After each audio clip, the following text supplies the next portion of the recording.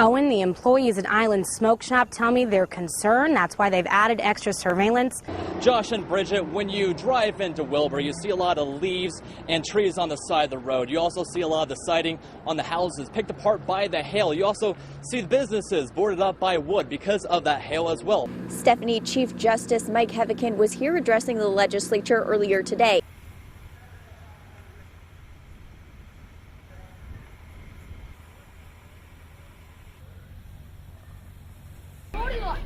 Sometimes sports can be more than just a game.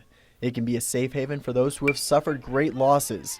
Few know that more than the residents of Beaver Crossing and players on their Little League baseball team. I have 4 or 5 kids on the team that had no home after the tornado hit. At a baseball tournament held by Milford Saturday, the Milford Club decided to donate all of the funds raised from this weekend's games to help the Beaver Crossing baseball team, who lost nearly everything in the tornado. We had kids lose uniforms, hats, everything else. We scrounged around, got them extra uniforms, got them extra hats. And some of the funds raised here today at this tournament are going to go help rebuild the Beaver Crossing baseball field. We lost our complete ball field and the place where our kids go in the summer to have fun, and it was completely destroyed. And this game will help return their diamond to the way it was. Now our ball field has a big pile of rubble in right field.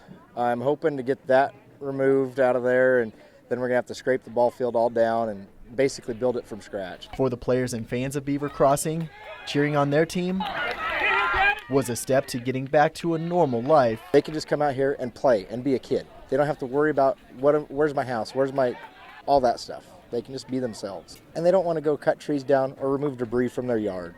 They want to get away, have a weekend, or have a day just of relaxation. Covered up by debris, it's nearly impossible for human search parties to know that I'm trapped under here. But for a canine within the Nebraska Rural Search and Rescue Team, my scent isn't too hard to find. This was a part of Saturday's drills. So we'll place victims usually 5 to 10 feet down in the pile. Our dogs will locate that live human scent that's sitting up there. And when they find that human, they'll bark and bark and bark. These canines must go through nearly 2 years of training, but once they are certified, they can be called upon to search for victims in disasters across the country. Several of the dogs on our team, we just got back from Colorado on the floods out there. We went down to the tornadoes in Moore, Oklahoma, and the training that we're doing now really paid big dividends when we went out to those locations. Through all of the lives saved by these dogs, it was actually the canines themselves who originally needed saving, as many of the Nebraska rescue dogs come from the National Disaster Search Dog Foundation, a group that pairs rescue dogs with first responders. They find these dogs that were on the edge of death, ready to be put down because they had so much drive, and they give them a job to do. They turn them over to us, and they've been the best dogs we have on the team by far. Rescue dogs that are worth a second chance. Reporting in Lincoln, 1011 News, Clay Cush. Farmer Wally Nelson has been finding some interesting items on his farmland. It all started the day after a tornado hit Pilger. Next morning when I got up, I just kind of looked out the kitchen window and seen a piece of paper laying down by our propane tank, and so I went and looked at it. You can see right on there, Pilger, Nebraska. But it wasn't only these paper documents that were blown the 50-plus miles from Pilger to Nelson's fields. Found sheet metal laying out there.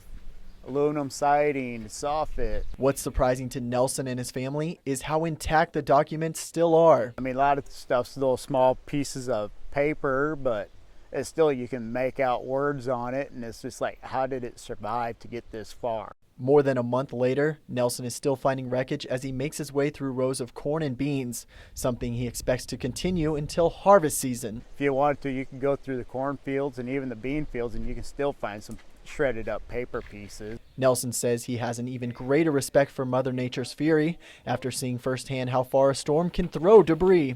It's a power you don't want to mess with. Homes lifted off their foundations, a tractor dealership completely destroyed, an airport with buildings crushed and debris scattered on the runway. That's what Friday's tornado left in its path. Tracy Cruz Mark and her family took cover just in time. And then my husband said, "It's here," and I just had to keep my kids safe. Minutes later, the tornado blew through their home, leaving only the basement and cement foundation remaining. Got out and I was looking towards the highway away from the house, and I wondered why all of the firemen and storm chasers were here, because I didn't even notice the tree was in half. And then I turned around and realized I didn't have a house. And that was hard for my kids. The tornado didn't stop there, making a beeline for the John Deere dealership east of town. It blew off the back side of this building and tossed the metal walls like twigs. It's worse than I had imagined. Where do we start? It didn't hit you till you got home. Your adrenaline was going. But when you got here this morning, you see a lot more things than what you saw last night when we left. Through all the destruction is a silver lining, however, as not a single person lost their life in the storm, something every family is grateful for. I just need to remember that my family, my wife, or my husband and my kids are safe, and that's all that matters.